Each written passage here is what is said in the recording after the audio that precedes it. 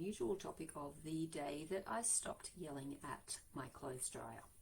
So you might be wondering why I was yelling at my clothes dryer, and I will share that. Before I dive into that though, I would love to ask you, do you ever struggle with bursts of uncontrollable rage or anger that in hindsight, or maybe a little bit inappropriate or unwarranted? I remember as a teenager when I was studying for the HSC, my bedroom was fairly close to the kitchen, and I come from a large family. So when I was studying, it was really important to me that the door between the kitchen and the hallway be closed, because otherwise the noise would come straight up the hall.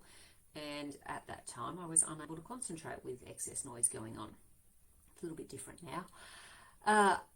I used to come out and slam that door when they'd left it open, because I didn't understand why it was so hard. Look at me justifying. There's no need to justify this. I'm sharing just the bursts of uncontrollable anger that I used to experience as a teenager. So I'm not justifying it. It just was. When my kids were younger, particularly my oldest, who is now 18 years old, as a newborn, and when he first started on solids, he was a great little eater. Ate everything I put in front of him, and then he hit 18 months old and he went into a complete food refusal state. And despite doing all of the things that I know that we should do with the playing with the food and the being encouraging and all of those sorts of things, there were certainly times when I lost the plot with him, and it had no impact. He chose to eat when he wanted to eat. So, bursts of uncontrollable anger happened to us all. More recently, 4 or 5 years ago maybe, we had bought a new clothes dryer, and this was an expensive flash clothes dryer, one of those ones that doesn't absorbs all the moisture in, so it doesn't leave your laundry all covered in moisture and so on. So super expensive, and we started using it, and it used to just beep at me and give me a message saying something to do with clean the airways or something. So I would follow the instruction manual, do everything that it told me to do, clean the airways, turn it back on, it would beep at me again. And it would do this on and off for, it'd be fine for a couple of months, and then it would start doing it again. And it drove me nuts, to the point that I would actually literally, and I'm embarrassed to say this, but I'm going to own it, I would literally stand in the laundry and yell at my clothes dryer. Not helpful. Not helpful. And my husband would say in the background, why don't you just call for a service? But I just had this thing in my head that this expensive clothes dryer should just work. I shouldn't need to call for a service. And sometimes I could make it work again. Inappropriate anger towards the dryer. What I know now is that I was allowing my emotions, sorry, just getting comfortable. That looks a bit odd, doesn't it?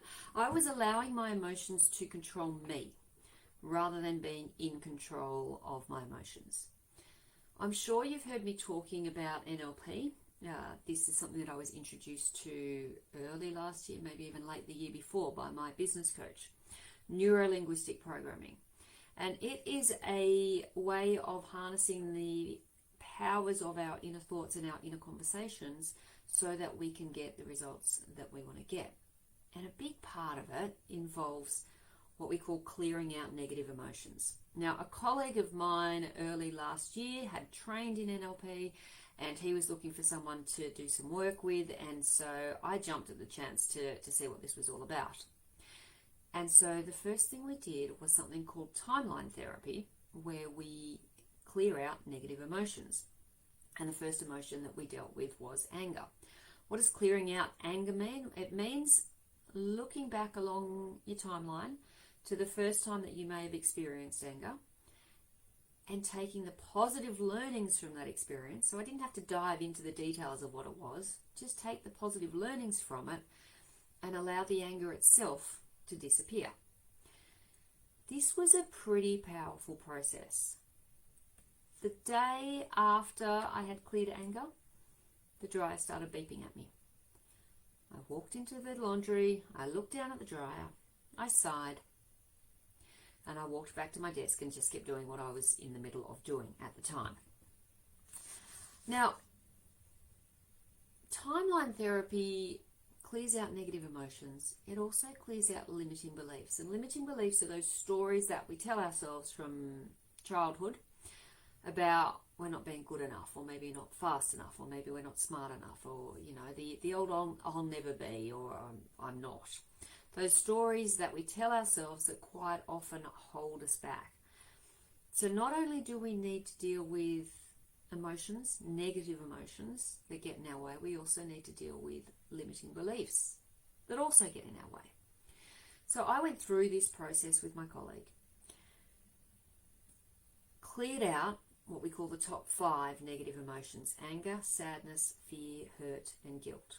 Now that's not to say that I don't experience those emotions anymore. I'm human, of course I experience them. What I no longer do is experience unwarranted or inappropriate versions of those emotions. And I no longer believe those stories that I used to tell myself. Some of them I can't even remember what they were because I have just moved forward from them, kicked them to the curb, if you like. Gotten on with the business of being who I am and doing what I want to do. And the experience was so profound, and all of the information I had been learning from my business coach about NLP, it really tapped into my genuine interest in how people think and how they feel and how we can help people be the best versions of themselves. So much so that I then last year, might have been May last year, I started my own NLP training journey. And after 4 pretty intensive trainings, I'm now officially a master NLP practitioner. What does that mean? It means that if you find that your emotions are always holding you to ransom, or you're constantly doubting yourself due to childhood stories, or you're just constantly in patterns of behavior that drive you a little bit nuts and you would like to change, but you're not sure how to change them, if you want to reset your mind and take yourself forward, that is something that I can absolutely help guide you through.